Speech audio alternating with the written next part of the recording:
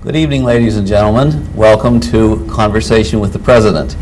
We were doing this in November, and we have come back again for a second session. We'll have a third one scheduled for sometime later in the summer. We're very happy to be with you tonight, and we have some guests in addition to President Whitney, and I'd like to introduce those to you now. We have, of course, Dr.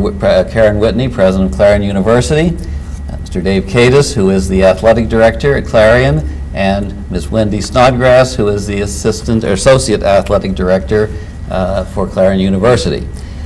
We are going to be taking your questions tonight, and we already have received some because we opened the lines earlier this afternoon.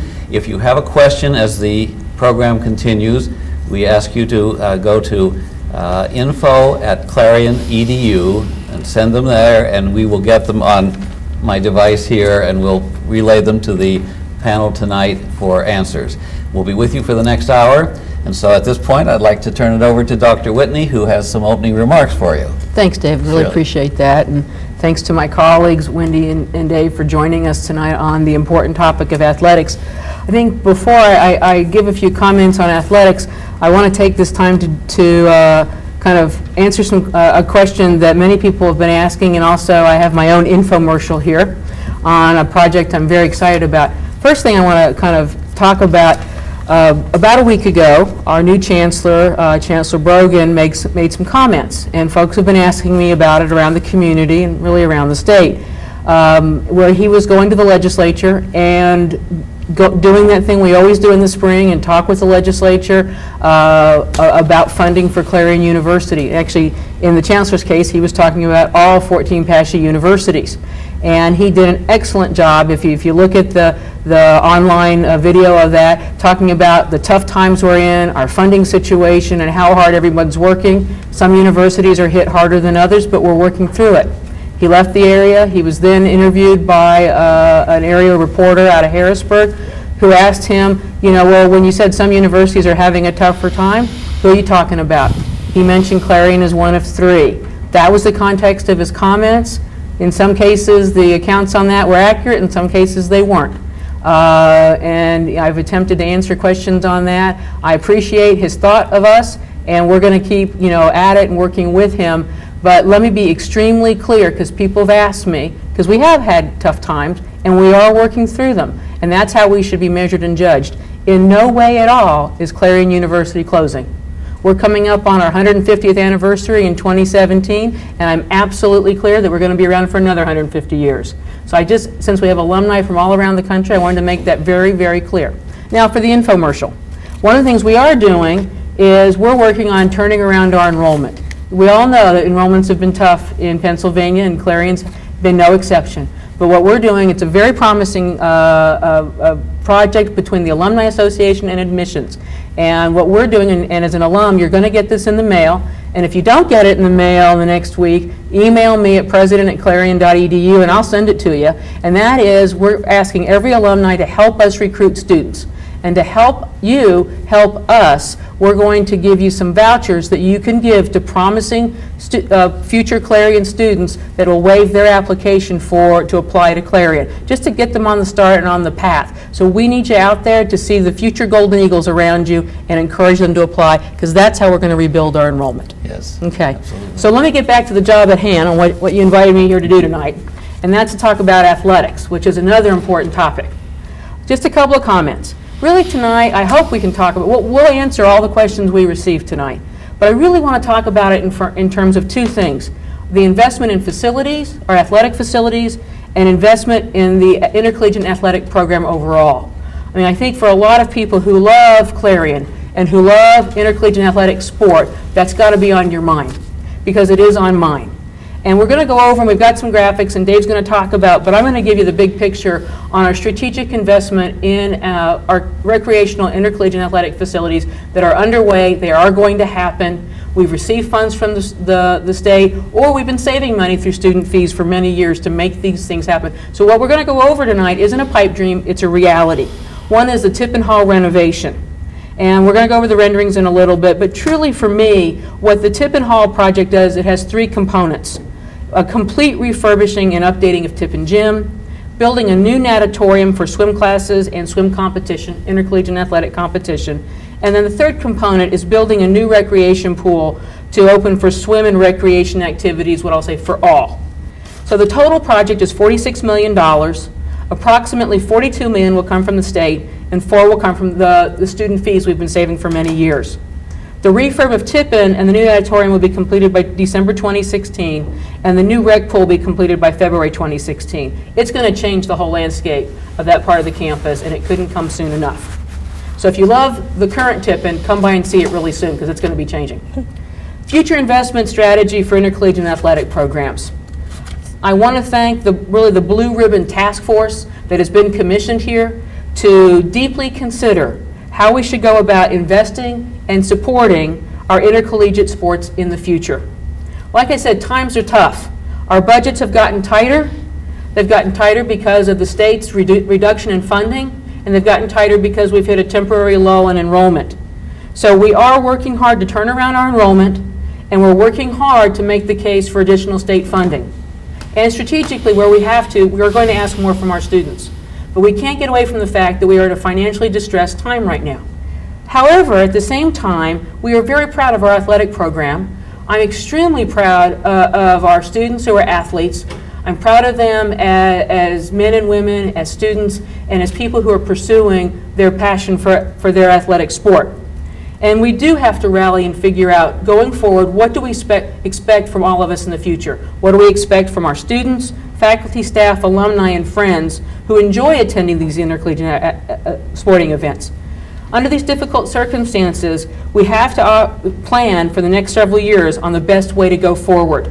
This Blue Ribbon Task Force has been engaging, it's been listening, it's been thinking deeply to that question, and I welcome and look forward to being briefed by them on their recommendations. This group of faculty, staff, alumni, donors, and other friends on the task force I have a lot of respect for, and I know that they're going to give both the athletic director, the VP for Student Affairs, and myself some great advice as we go forward. So with that, I think I'm ready to answer your first question, David. Very good. Oh, well, I think first we're going to Dave Kadis, who is going to talk about Tippin Gym, and there are some graphics, and then we'll get into the questions after that. Excellent. I'm following You're right. order. I got ahead of myself. The order for the evening, but I will be asking the questions that have been coming in. As I said, we had several questions that have arrived, and again, info@clarion.edu if you want to send something during the program. We'll get it here and try to answer it for you tonight before we go off. Okay. So, Athletic Director Dave Kadis. Okay. Hey, thanks, You're Dave. Yeah, we're in a situation right now where we're going to talk a little bit about the update on Tippin Gymnasium. And I'm extremely excited about this, I'll tell you, because Wendy and I lived the life in Tippin Gymnasium, which was built in the late 60s. And when you go around the building and the facility, it's not up to standard. We've had leaks in the roof, we've had basketballs, backboards collapse, we've had this, we've had that, lack of heat, too much heat, and it's ready. It's ready. It's time to move forward as far as the renovations of Tippin Gymnasium. So we're very excited. So if I could get to slide number 1, please. We'll talk a little bit about the site plan, and there is the site plan. Okay, we'll try to get your mind focused on the TV here as far as what you're looking at. Okay, Tippin Gymnasium, of course, is in the middle right there. Greenville Avenue on the left-hand side with the new parking lot, I guess 10 years now, on the left-hand side. On the far right-hand side, that'll be heading east. That is the new natatorium, and it is that massive. The new natatorium is on the right-hand side, adjacent to Gemmell Hall. The road that goes up through there, Payne Street, will no longer be there. It will be taken out. One of the first things in the project is going to be the digging of a steam tunnel that has to go around the natatorium and come all the way down towards Marwick Boyd and where that cul-de-sac is. So we're excited about that end of the deal. On the far opposite side, you'll see what that left-hand corner up there, that triangle, is going to be a fitness and weightlifting facility on Greenville Avenue. Now, that whole side of the building along Greenville Avenue is going to be glass, and that is going to really send a first-class statement as far as the travel north and south on Route 66 right there, as far as what we have going on inside of Tippin Gymnasium. The basic footprint stays the same. only with the addition of the natatorium and the fitness and weight training center up on the top side. As you'll also see on the top side where the science center is, the Grunewald Center, you'll be able to pull in, we'll be able to pull buses in there, and it'll be a nice access for some of the teams. Next slide, please. This is the slide, I can be honest with you, that I don't really like at all. It is a longitudinal slice of what Tippin Gymnasium is going to look like. And on the right-hand side, you'll see the swimming pool there. If you cut the building in half, according to the right-hand side right there, you're going to see half of the pool, half of the gymnasium, half of what you're going to see in the rec center or the multi-purpose area on the left-hand side. So I've never been a fan of this slide, Dr. Whitney, and so we could probably move on to the next one. Everybody sees things in different ways. Yeah, I have a real tough maybe time with someone- that. This will be their favorite slide, so you just Yes. never know.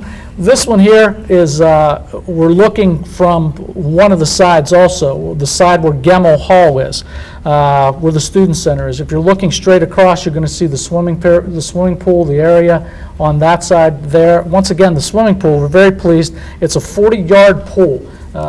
That's something unique. It's 121 feet by 63 feet, and it is going to have 1 meter and 3 meter diving being held in the pool. We're using the pool for a lot of different reasons and resources. We're looking at the pool as an extreme revenue generator with outside organizations coming in to rent the facility, staying at the local hotels, doing eating in some of the restaurants in the area. So we're really looking at this as something that's going to bring a nice little revenue stream into the athletic department here at the university. So, next slide, please. This is the west location. As we're looking at it, if you were standing outside of Marwick Boyd Auditorium, we're actually on Greenville Avenue with this one. On Greenville side, as I mentioned, the Greenville side with the glass facade on the front where the old swimming pool is. You can go by there now and see some of the trees that are out there. They're going to be gone. That whole side is really going to be a glass structure. To the left of that area will be where the fitness center and the weight training area is going to be, and that is also going to be a glass enclosure. Quite a contrast to what you see now when you drive down Greenville Avenue. What you'll see in the future on the top floor and the bottom floor are student athletes in there lifting weights, running on ellipticals and treadmills and doing the things. So you're going to get a sense of what are they actually doing in that building. And that's going to be a big plus for recruitment and for what our student athletes get an opportunity to see. So we're very excited about what we're developing on the west side, which is the Greenville Avenue side. Next slide.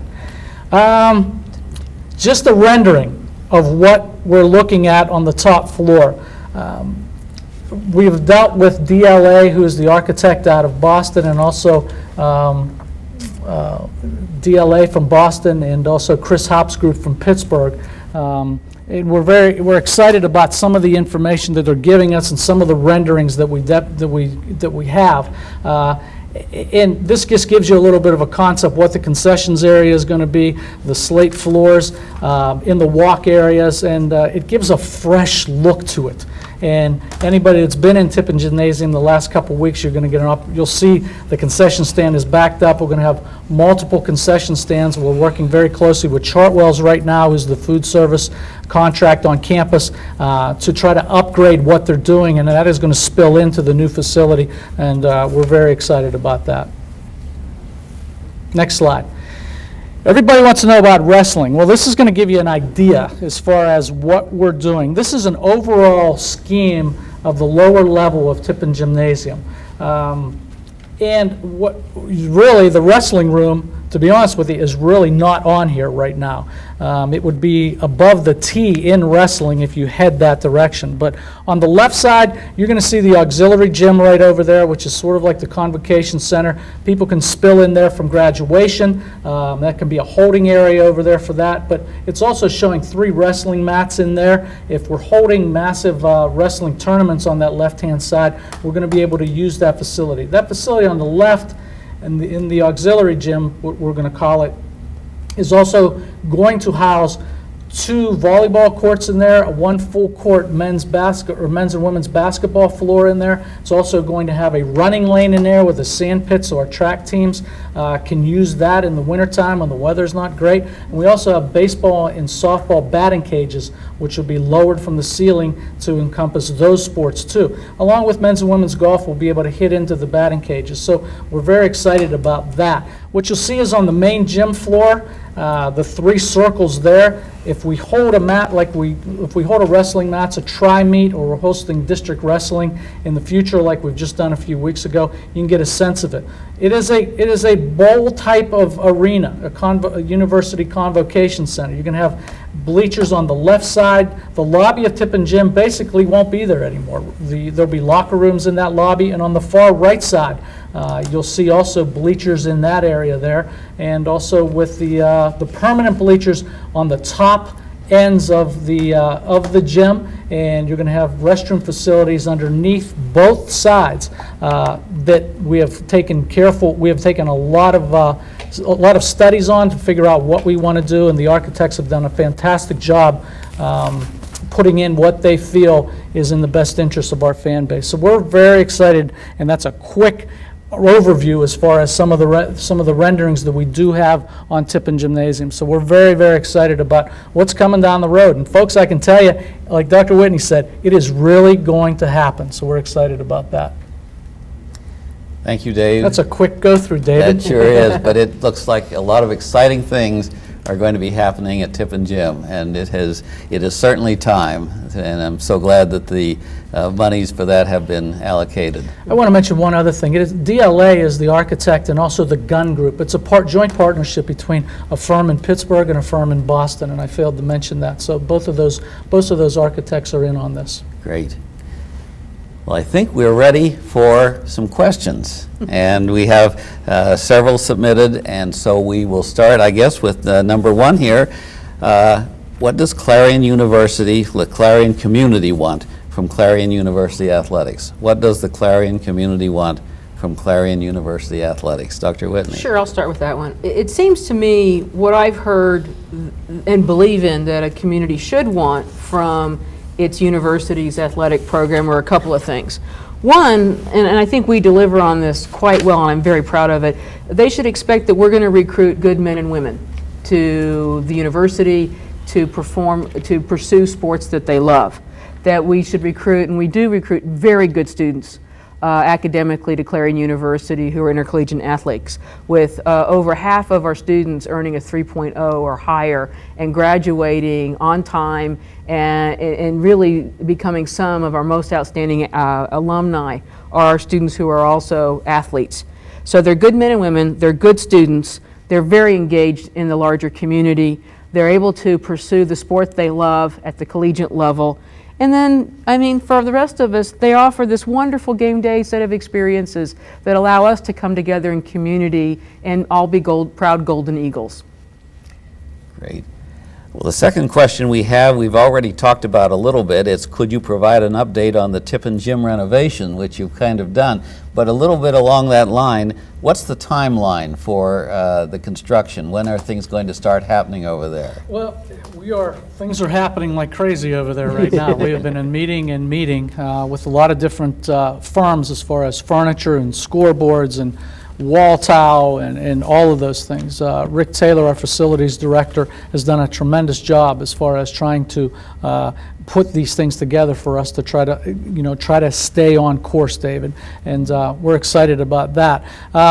I think one of the first things you're going to see, and it can't come soon enough, will be the digging of the steam tunnel, which I mentioned, and I believe that is going to occur. You'll start seeing some activity with that next January and February, because it's going to be really difficult not to run the current Tippin Gym without any heat if we turn it off.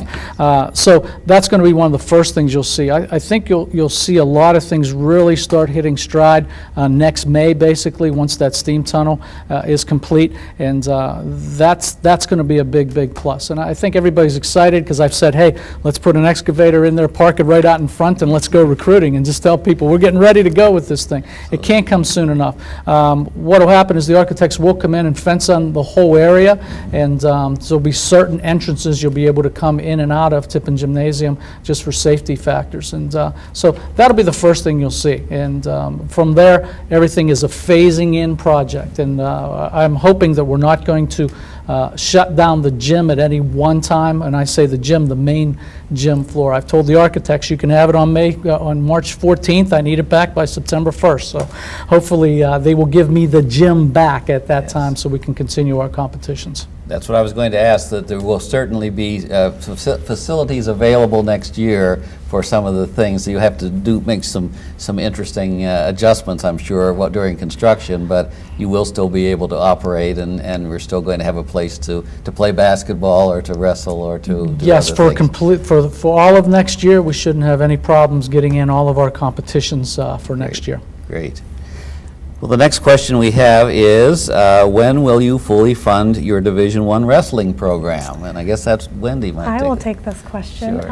And this really comes to funding of all of our programs, not Division I wrestling, football, volleyball. This comes back to what Dr. Whitney was talking about the task force that's been formed. It did start this fall, and I'm serving as convener of that task force, so I've been fortunate to kind of see the process, see the growth of the committee, and going through the listening sessions that we have been going through, the survey that has gone out to all students, student athletes, former alumni, faculty, staff. We've gotten some great feedback, and what our task force commission is basically to evaluate the athletic department, evaluate the operational, how we operate and how we allocate our scholarships. And what they're going to do is make recommendations to Dr. Whitney and to Vice President Harry Tripp here in the near future to say, here's our recommendations on how the future of the athletic department should look. Great. And we had one of those sessions this morning. Yes, we did. And it was well attended. It was great. And a spirited discussion. I was there and was interested in all the reaction of the people who were there. We've got some great suggestions and recommendations from those that have attended the listening sessions, so they've been very beneficial. Great. Yes. Okay, well, our next question, how does the university handle athletic, sports-related marketing? And, I will take this one as well. Very good. How we handle them currently right now, and it's been very effective, is we've got a collaborative partnership with Sports Information and also our events and promotions area within athletics. And they've really done a great job of marketing our events, promoting our events, getting creative ways to get students involved in our competitions. One of the biggest ventures we had this past fall was the game day experience for football. And Scott Courtney, our events and promotions coordinator, really spearheaded that whole entire event that not only reached out to current students, but really the community. And we really wanted to create a new type of an atmosphere to support our football team, but to have a great time while you were there. And that was one really great initiative that went off this past fall. Great. Well, the next question I see on here is, why don't we have a kids club to get youth to home games for all athletic events? Is there a way to allow youth to play during the half times and other breaks in competition? Although we don't have a formalized kids club right now, we used to, we don't have it right now, we are engaging our youth in the game day experience is one avenue. We had a youth football, midget football day for our last football game in November, where a bunch of youth football players came to the events. We do a meet and greet with our men's basketball team, and those teams get to play during halftime of our games. So although there's not a formalized kids program, we are engaging our youth. We know that that's very important, and it's key to keeping our attendance up at our competitions. I think we'd really like to keep moving forward with that. I mean, I know, because what happens is our coaches are doing a great job getting into the elementary schools, doing these things that they need to do, and trying to form relationships with some people, David. And I think that's important. Right. we have some opportunities to bring some of the youth in to do some of these things. We had a youth basketball game, as Wendy mentioned, this past year. We try to get as many of the youth in for our winter breaks when the students aren't here and we're having competitions late in December and all of January. We try to promote that to come in, dollar days, that sort of thing, to try to get them in. We just had the Oklahoma State wrestling match, and we charged $1 for the youth to come in.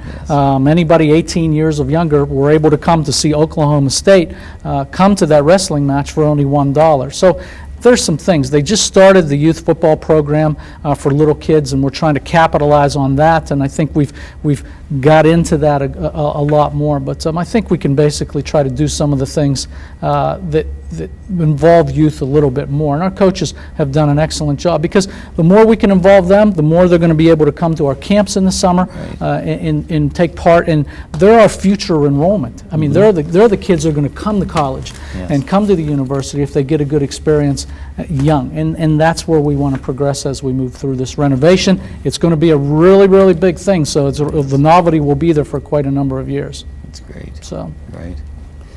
Okay, our next question is dealing with baseball.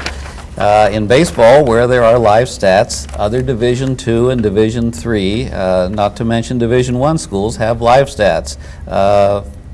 Why does Clarion not?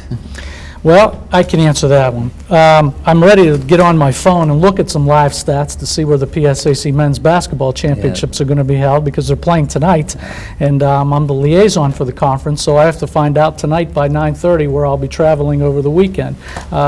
So that's the live stats atmosphere, and we can be able to do that, and do that with football, and we're able to do that with men's and women's basketball, and that's exciting, and also soccer in some cases. The baseball end of it is a tough end, where if people know where the baseball field is located at Memorial Stadium, it's on the far end, and we have no wireless access down there right now. Do we want to get wireless access and we want to progress? Absolutely, we want to do that.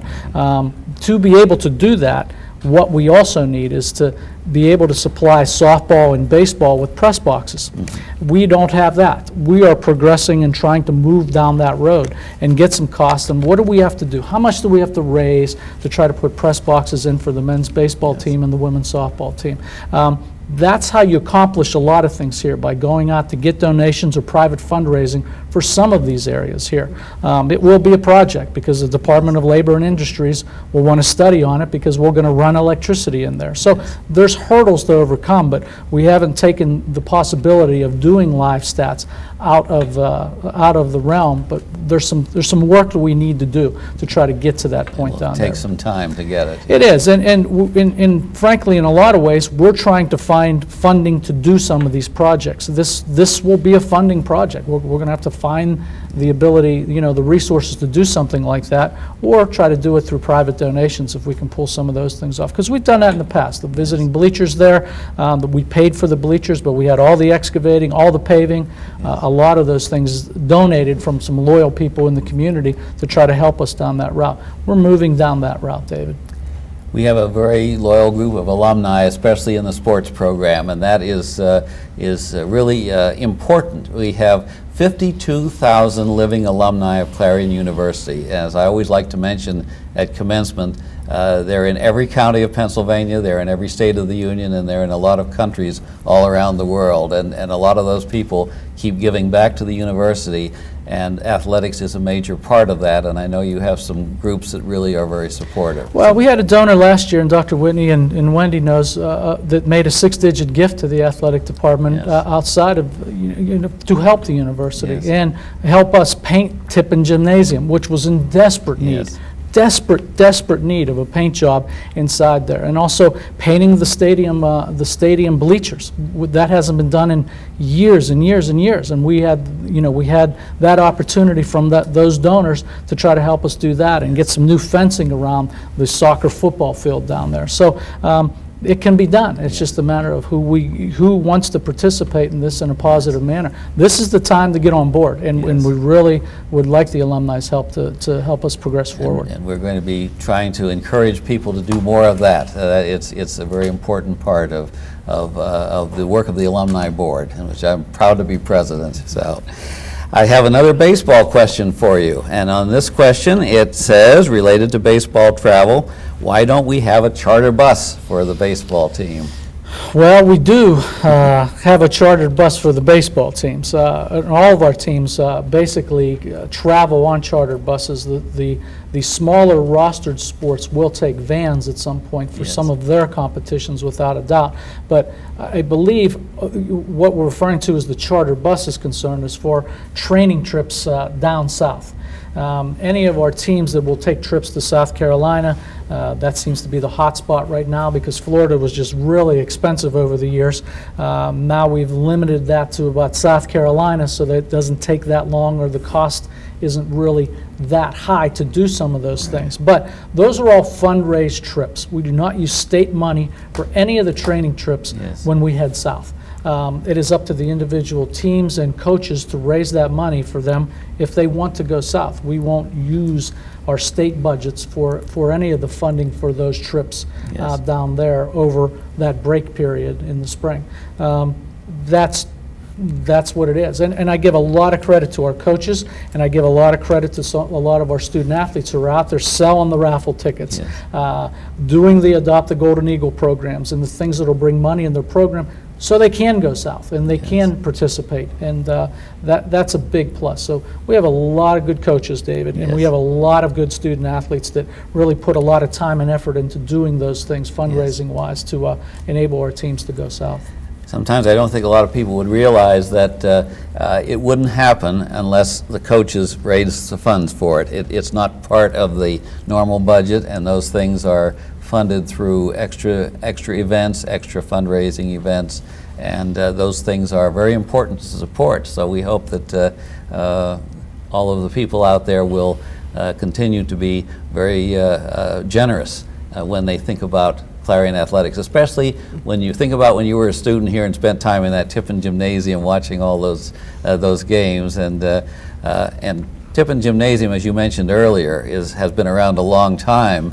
It was built in the late 60s. I had Waldo Tippin as a professor in one of my classes, so I remember him. And I see the bus there in the lobby. I think about those days, and that gym has been served well. It was state of the art when it was built, but it is time certainly for some major renovations and major work. And getting back to the teams, I think they're all ready to go south with all the snow. Oh, yes, I think we all are. You can go with them, Dr. Wayne, no Absolutely. All right. Well, here's another baseball question. It says, what is the possibility of having a turf infield on the baseball field? That's a good question. One that, let me go back and give you an idea, some history here so we have an idea where we're going with this. 10 years ago, we were able to, with the help of the Student Association, to put artificial turf on the football field. Now that has outlived its purpose. It will not pass a lot of the testing, the GMAX testing, and the filaments of the turf are being frayed. Somebody brought up something about reusing some of that turf for the infield on the baseball team. Now we are dealing with AstroTurf. We are going to go and replace the soccer football field in May. We have the funding for that. We're going to replace that turf and take the old turf off of the field. I've talked to AstroTurf about this because we had a concerned alumni that wanted to use that turf for the baseball field. That's why we're replacing the football field, because the turf has outlived its usefulness, basically. We will use pieces of that turf for some dugouts and for the pitching cages and the batting cages that we have planned to put in. So we're going to be able to use that. Now, along with that, I've talked to the AstroTurf as far as some rough estimates as far as what it would cost to put that in for a softball infield and also a baseball infield. And you're looking well into the $200,000. It's just not the turf. It's the sand base underneath and the gravel and the drainage and all of those things. We don't have the funding for that at this point. With everything that we're doing and a lot of the renovations, we don't have the funding at this point. Would we like to take a look at that in the future? Absolutely. So what you're saying is, if somebody's hearing this right now, and they feel strongly about turf and they love baseball and softball, they should call you. Get a hold of me, I'll get it. So we can do a call out here that you can save the day and help fund a turf for the baseball and softball fields. Is that right, David? That's correct. So don't hold back. You give us a call. We'll get a hold of Vinny and Seamus at AstroTurf tomorrow We morning. can move on it quickly next season and have it all done. So, All yeah. th- So the possibilities, it's there. We need to really look at that because our weather is just not conducive to do some of these things. I mean, Yes. we're sitting here at the beginning of March and thinking, boy, I hope we can play by April 1st on our fields, both the softball field Yes. and the baseball field. I mean, really, this gets down to, we have limited funds. Correct. Why wouldn't we want to artificially turf all of our fields? This weather's brutal. I Yes. mean, soccer, baseball, softball, I put AstroTurf on my dog. I mean, it's just, around here, I'd say it's not a matter of a lack of interest. Correct. It's a matter of, with the limited funds we have, where do we invest?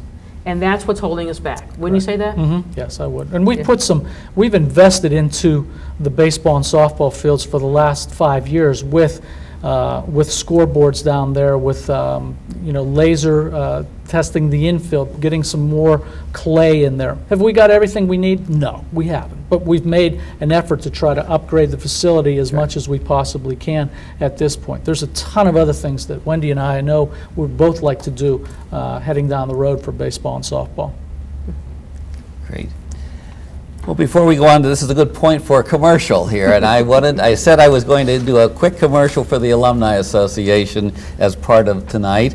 We are going to talk about Alumni Weekend very briefly here, and we have a very special event coming up June 6th to the 8th this year. We are planning, as a result of a survey we did of our alumni, to move the events, a lot of the events from the homecoming activities in the fall to a special time in the spring when we can all meet together. And you're seeing on the screen now a little flyer about Alumni Weekend, June 6th to 8th, 2014. We want you to think about coming back to Clarion. There's some real nice opportunities that weekend. You're going to be able to stay in a residence hall. You can come back and experience once again the joys of living, but not the old dormitories. It will actually be one of the suites. So you'll have your own room and your own bathrooms and your own common areas and so on to use, and bring the family. And we will have activities for everybody. We're bringing back the event that we have every year to honor the distinguished alumni, the distinguished volunteers, the Venango campus distinguished alumni there. We also are planning some activities to tour the campus. If you haven't been here for a while, you get a chance to come to some of the buildings. We're going to have some special programs, a history tour, planetarium show. You can join your friends from classes. We're honoring the 50-year class this year, class of 64, and also the 25-year class of 89 with a special banquet. There's also, of course, as I mentioned, the Distinguished Awards Dinner. You can attend that if you like.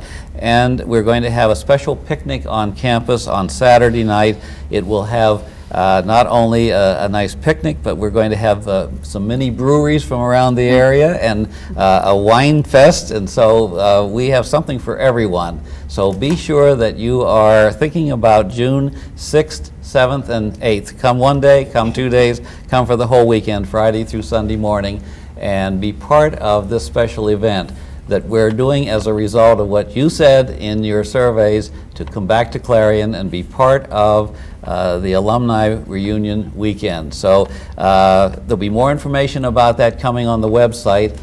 Think about that, and there'll be information, special invitations going out to the 50-year classes, the 25-year classes, alumni, and also to some special groups who are planning some reunions during that time. So I wanted to take a few minutes to talk about that and remind you to think about coming back to Clarion, especially if you haven't been here for a while. You'll be amazed at the changes that have taken place on this campus. It is just very unique. From the time that I was here as a student to now, it is like night and day. And there are a few recognizable buildings like Becht Hall and Founders Hall and the chapel, but a lot of the buildings, a lot of the programs, a lot of the things on campus are new, and if you haven't been here, you really need to think about coming back. Well, we'll get back to our questions now, and our next question, in light of some disappointing Clarion University sports seasons, have you considered making any changes to the coaching ranks? So, I'll take that. Good. That's, pardon me? Good. Good? You want me to take that Yes, one? please. I'll take that one. That's a tough question, but it's a good question. We have some excellent coaches, David. I mean, Yes. we have coaches that do above and beyond what is expected in a lot of venues. Because of some of the cuts we have made here in the past year, a lot of our coaches are now coaching without graduate assistants. That's an extra coach on their staff. That's made it difficult. A majority of our coaches, I am very thrilled with what they do, and they work hard, and they're there. They're in the offices, they're on the road recruiting, they're doing a lot of those things. So that's a statement because they're Clarion people. They know what it is. They're not going to get everything handed to them. What they're going to accomplish is what their hard work goes out and they bring in. So that's my first section to that. I sit down with coaches and I talk to them, and I find out, why didn't we have a very good year? What is holding you back? Is it the lack of funding in some areas? Is it we don't have funding to go out recruiting? I look at it as an overview, and when I sit and have to do evaluations with coaches, it is very, very difficult time to do it. But we expect to win here. There's no doubt about that. What we're trying to do with this task force and those things are try to give our coaches an opportunity to win, and give them an opportunity to compete in the conference with things. It's tough. We're on the western side of that conference, so we're in there with some pretty heavy hitters. A lot of the privates are in there. The Gannons, the Mercyhurst, the UPJs, and Seton Hills are there. And so somebody mentioned today, we've been chasing the IUPs and Slippery Rocks and Californias for quite a number of years. So I have considered, to answer the question, I have considered taking a look at some of those things, but there's a lot of factors that basically go into it, and if we have to make changes, we're certainly ready to do so. I did that my first couple years here as athletic director, and it is a very, very tough thing to do. But if it needs to be done at some point, we will make those changes. But I think we have a staff right now that we can go through and try to make some adjustments to get our teams better prepared to compete. And I'm hoping this task force will come out of this thing and our coaches can see some benefits. Because like I said, we have some excellent coaches here that we want to keep here. We want them part of the community, and we want them to raise families here. absolutely. Great. Thank you. Along that line, how do you expect to balance winning with the number of available scholarships that we have? Let me take that, because I think there's a theme. I mean, as a university, we are financially troubled right now. We spent $6.7 million of our savings last year as a whole university to make our budget flush, to make ends meet. And we're working toward, by 2016, to have a balanced budget. We're going to have to dip into our savings again this year. That's the whole university. And, you know, to Dave and Wendy's credit, as the leadership of our intercollegiate athletic program, they've had that same trouble, that same challenge. We didn't exempt athletics from those challenges. Nobody's exempt. It's a university problem, and the university's taking it as a whole, because that's how we do things around here. So I think, you know, with that in mind, it's a balancing act. What are our priorities on everything, whether it's facilities or people? I think the other thing to go into is we are proudly Division II. And one of the Division II, you know, I think the ethos there is a phrase called life in the balance. So it isn't about winning. It's not about simply participating. It's both. It's all of it. I mean, it's about a great experience for the individual student who's pursuing the sport they love. It's it's about a great experience for the rest of us who are spectators. It's about the idea of supporting these men and women to be great students. It's a balancing act while we're balancing these financial problems. And these problems are temporary. So for a period of time, we are going to not be able to do all that we want to do. That doesn't mean we shouldn't be clear in our plans that we want to do them, and it's looking ahead on when can we do them. And how can people help us? How can you help us as donors and investors? How can you help us as current students, as alumni, as faculty and staff? It's a team effort. I wanted to add to that too. You know, the task force is looking at the funding of our programs. That's certainly one of the hot topics and the major topics that we're looking at, because you know, we want competitive programs. We want programs that can win, they can bring excitement to the university, they can bring recognition to the university. And I want to say our coaches are doing a tremendous job. When it comes to the recruitment, retainment, and graduation, our student athletes are doing those three things higher than any other student on this campus or any other department on this campus. And so as a task force, we're really feeling, you know, we need to be rewarded for those things because we are recruiting, we are retaining, and we are graduating our students. And it's because they're involved in our programs. And what we're finding is our impact is not just on the student athletes, but it's on the students in general. We're having, you know, they're involved in our programs. They're the managers, they're the announcers, they're helping us market our program. So, and they're the communication majors that are putting these, you know, this on for us tonight. And, you know, our athletics is bigger than just the athletic department, and we realize that, and the task force realizes that. We truly feel that we can have an impact on the overall student body and you know, benefit the university as a whole, but our coaches are doing a tremendous job in those areas, and they really need to be appreciated, and, you know, for that. And as Wendy mentioned, I want to move on something else too, because this facility that we're going to establish here is going to be a teaching facility too. We're going to have an academic element to it. We're our communication majors. We're our students behind the cameras right here, right now. We're going to have state-of-the-art audio-visual room up there to conduct broadcasts up there. We're going to have concession stands, so our management and our marketing business majors can you know, piggyback on Chartwell's and our concession stands and say, hey, how many cases of Pepsi are we going to bring in? How many people are you going to have at this event? What is our cost overrides on all of these things? What kind of money are we going to bring in? So we want to make this facility a way that all the students in any other discipline can come in and try to use it as an educational facility with things. Because it's exciting. We had exciting Division I wrestling here a couple weeks ago at Oklahoma State. We had a gold medalist, John Smith, the coach, multiple-time gold medalist, come into the Tippin Gymnasium, and Scott Cordy and I sat with him about 3 hours before the match started, and he gave us a commitment and said, anytime we come to wrestle Penn State, we'll come and wrestle you guys, because you need us and we need you to continue that sport as we go down the line here. So there's some exciting things that are heading down the path with what we're doing here. We're going to have the facility in place. We have the academic element in place from our student athletes. I think the thing that we need now, most of all, as Wendy mentioned, is a good, strong look and see where we can go with some funding to help our programs. I think that's a big, big thing for us. We have a little over 10 minutes to go yet in our presentation tonight, and we still have a few questions yet. So our next one is, here's an interesting question, is the honest philosophy of Clarion University winning or participating? Well, I think I've already kind of addressed that. Is the answer is yes. Yes. It's winning and participating. As a Division II, program, it's about life in the balance. Yes.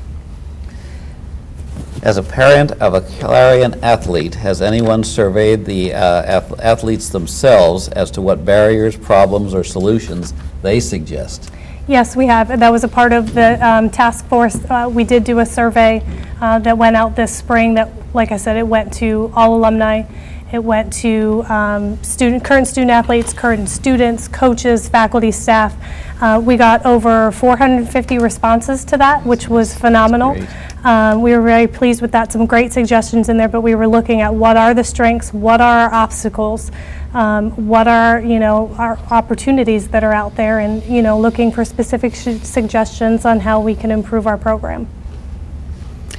Next question, what, if any, thought has been given to implementing new student fees dedicated solely to athletics? Well, it goes back to our funding situation and the recommendations from the task force. I think that's always a balancing act in terms of, what is it that you ask different groups and constituents to help pay for anything at a university?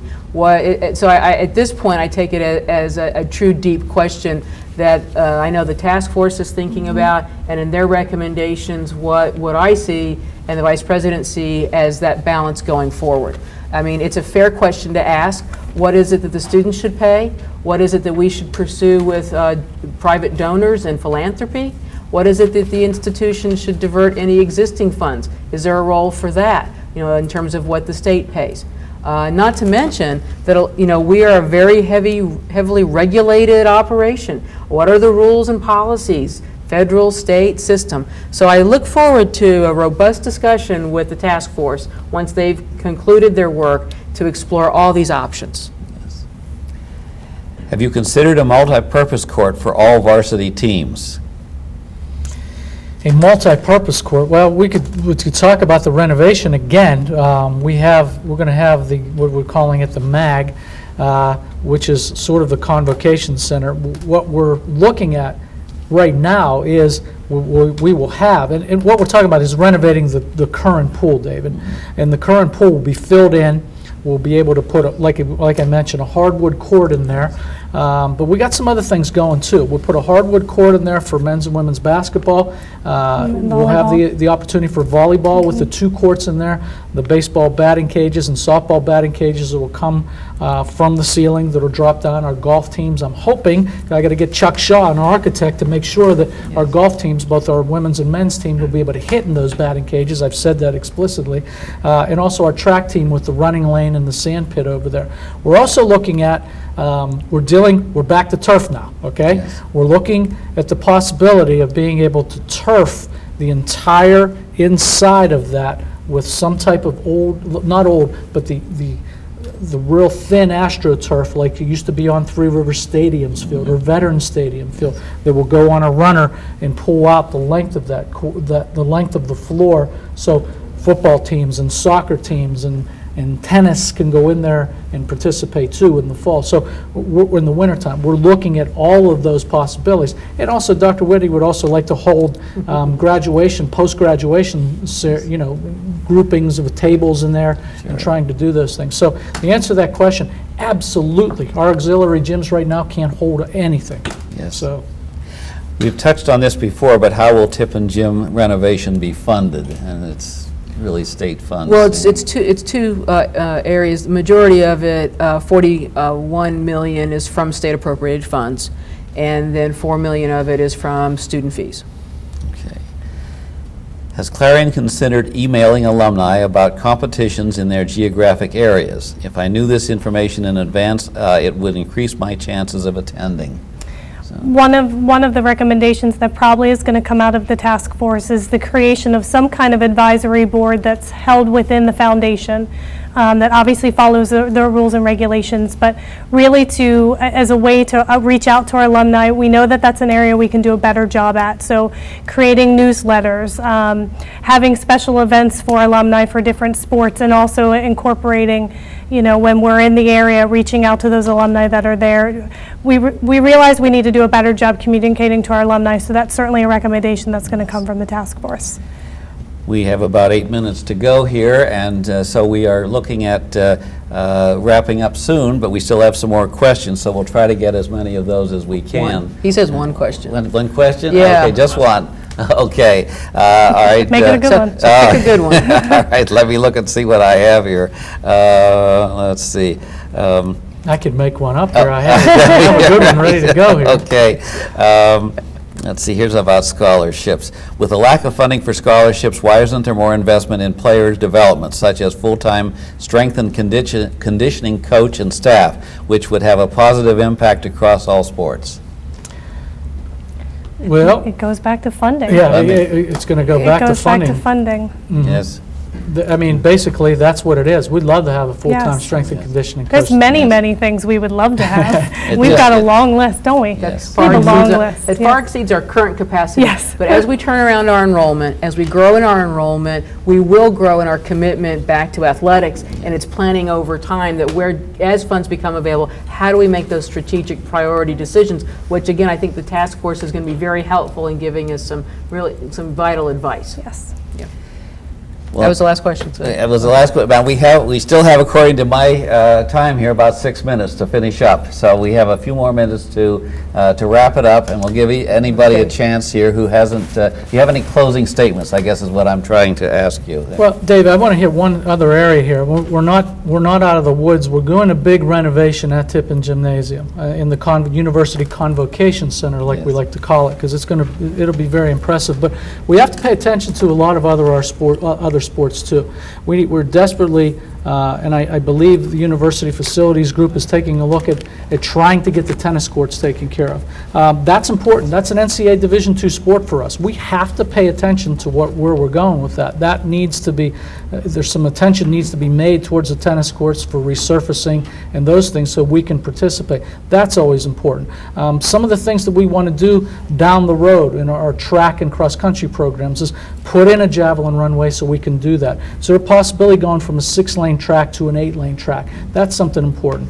If at any time in the future, if we want to add any sports, such as the lacrosses or the field hockeys or the rugby, as Dr. Whitney said, we're going to have to turf some of our facilities to do that.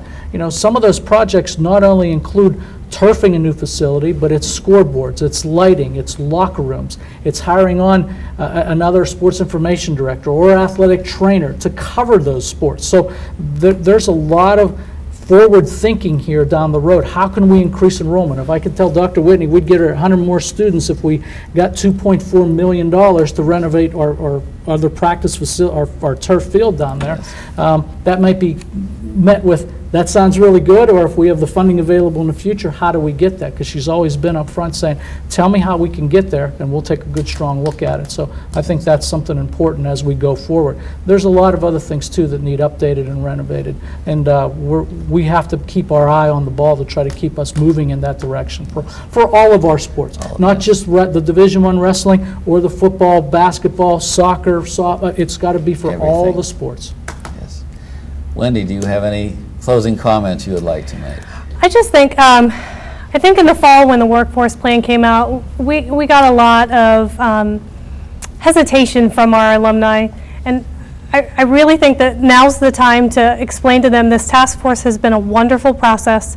It has been positive, has been uplifting, has been motivating. I leave those meetings feeling invigorated and really hopeful for the future.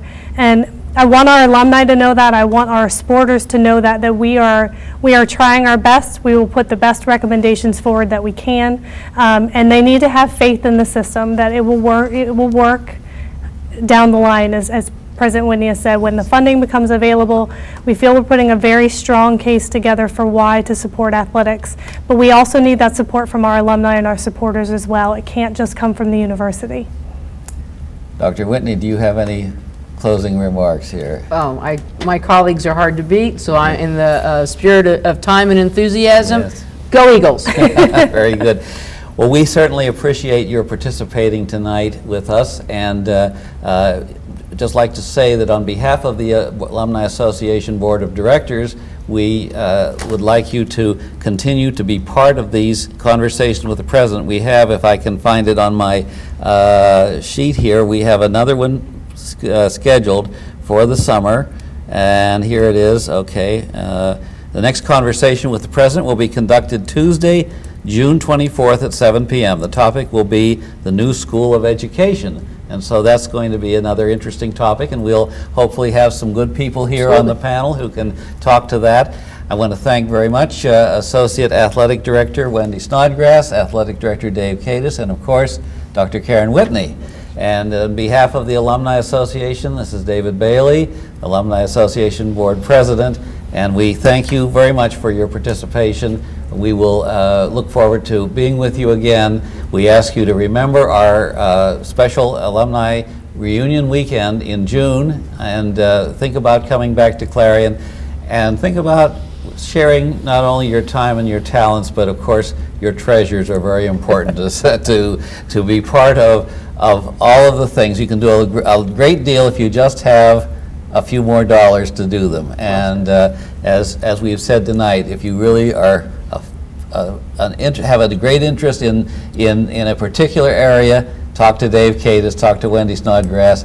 They'll be happy to talk to you. And we hope that will continue. We appreciate everything that everybody has been doing for athletics. We have some very, very fine groups out there who've done some things. The group that just met in Florida for the annual golf tournament down there. They raised a tremendous amount of money for the university's athletic program, and the scholarships are very much needed, very much appreciated, and very important to the students here. So again, on behalf of all of us, thank you so much for being with us tonight, and we will be with you again in June. Good night, all. Good night. Good night.